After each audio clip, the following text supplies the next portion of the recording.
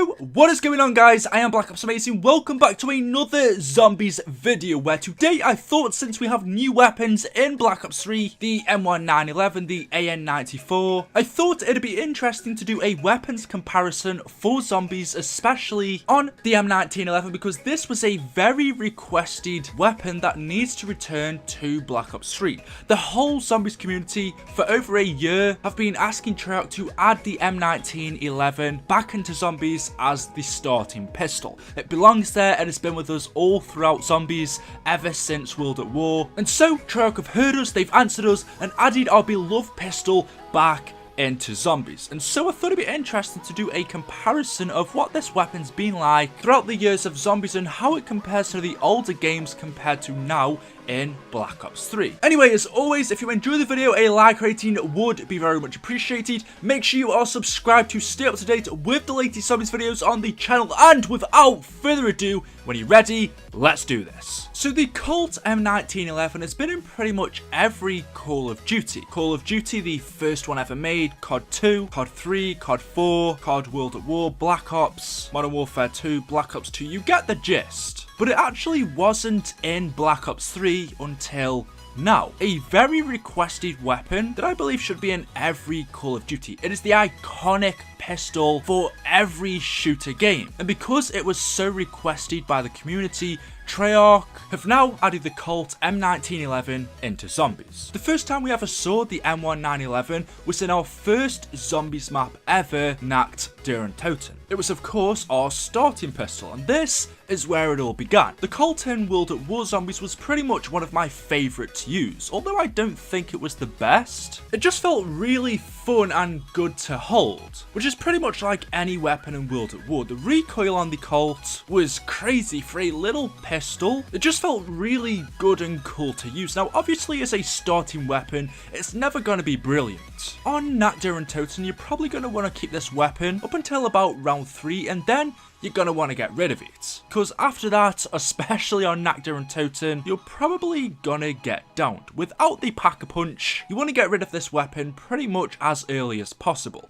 But for building points is what this is all about. Once you've built your points, get rid of it and move on to the next weapon. Compared to other starting weapons we've had in the game, the M1911 is definitely my favourite. It's iconic and it's the best for building points, which is the key when starting out on zombies. And also the rate of fire on the World at War version of this pistol is 800 per minute, and that compared to the other CODs, Black Ops 1, Black Ops 2 and Black Ops 3, it is the best. The RPM on the Black Ops 1 version is 625, it's the same for the Black Ops 2 version, and then on the Black Ops 3 version it is much slower with an RPM of 500. So this weapon is quickest for killing the zombies on the World at War version, hence why it just felt good. If you want to kill the zombies the quickest, the M1911 on World at War is the best. Now obviously on the original versions of Nacht der Untoten and Verrückt there was no Pack-a-Punch, but then when it came around to Der Reese DLC 3, which was the first map to introduce the Pack-a-Punch machine, we could finally do that, and this then became the C3000B1AT-CH35. Yeah.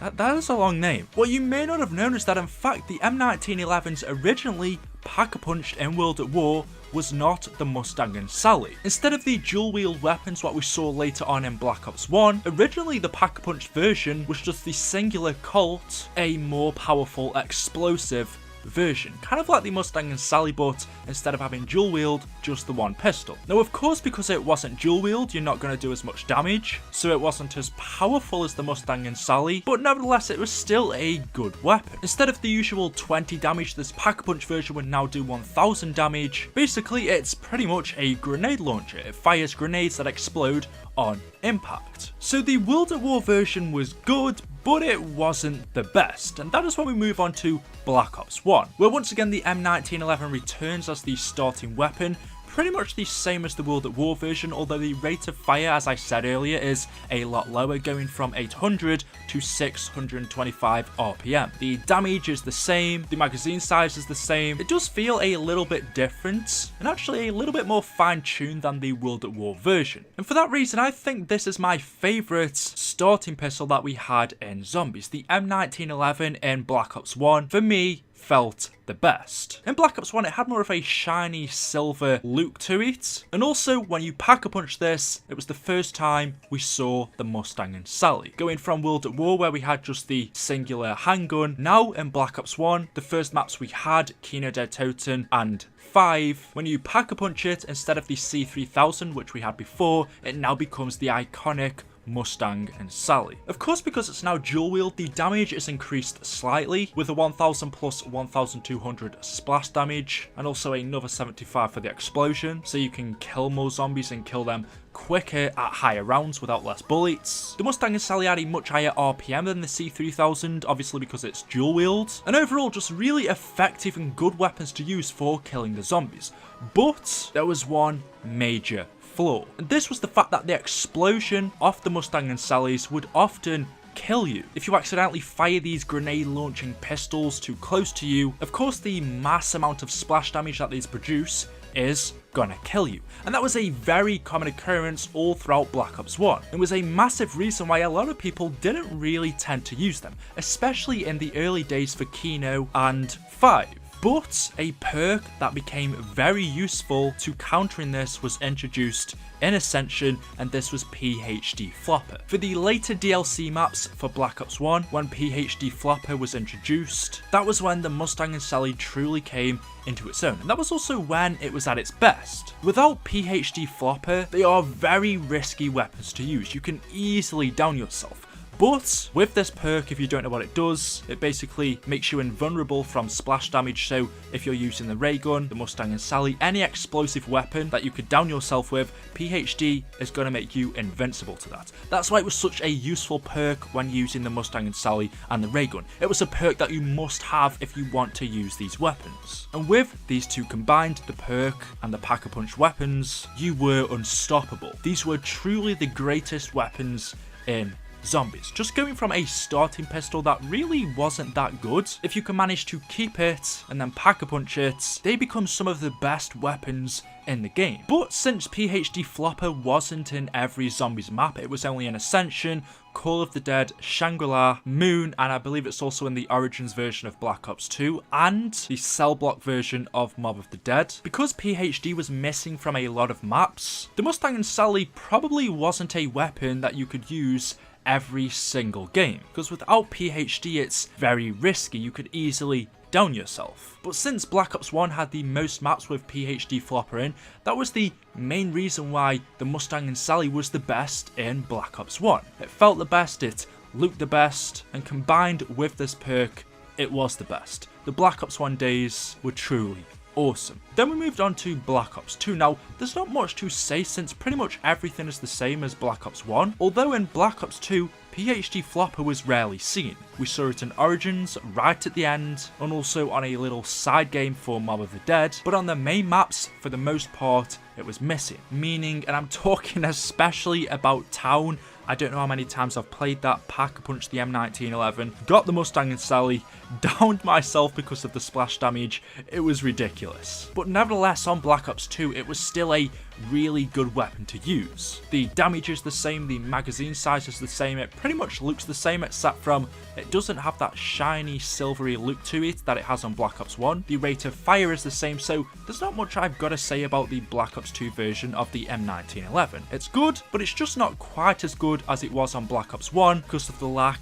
of PhD. And now we move on to Black Ops 3. All throughout Black Ops 3, the M1911 has been missing. We've had a new starting pistol, which was the MR6. I'm not gonna lie, the MR6 is not a bad starting weapon. It's definitely nowhere near as good when pack-a-punched as the Mustang and Sally, but there was just something about it that didn't feel right. Like, the M1911 has been our starting pistol all throughout Zombies, except from a few changes on a few different maps, but it was what we are used to, and the fact that we could no longer use the Mustang and Sally was really disappointing. However, I did kind of get used to it. But now, after a high demand from the community, Treyarch have listened and added the M1911 back into Black Ops 3 in Zombies. But a lot of people aren't happy. First off, there are a few changes. The name, well, there's something a little bit wrong with it. It's no longer called the M1911, it's now just called the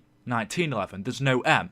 I don't understand. I don't know why they didn't just add the M, give it the original name, but I mean, that's how it is. The damage and everything, the rate of fire, I believe is the same or pretty much the same, at least that's what it feels. However, when you're actually using this to kill the zombies, there's something that's off about it. It doesn't quite sound right and it doesn't quite feel right. It feels stiff. Like there's no recoil on your hand when shooting this weapon. However, you can still pack-a-punch it. Once again, it becomes the Mustang and Sally. It returns and boy, is it a beast. Obviously in Black Ops 3 we don't have PhD flopper, so it's probably not as useful as it was in Black Ops 1. In fact, it's not as useful, or should I say it's not as good. Without combining it with that perk, it's never gonna be the same. There's always gonna be that risk. But for killing the zombies, the explosive grenades that you can shoot in rapid succession, it's great for killing hordes of zombies. Other than that though, there's not too much to say. It's still great for killing the zombies, however, it just doesn't feel the same. Whether it's because it's got that futuristic feel to it, I'm not quite sure. Anyway, those are the comparisons of the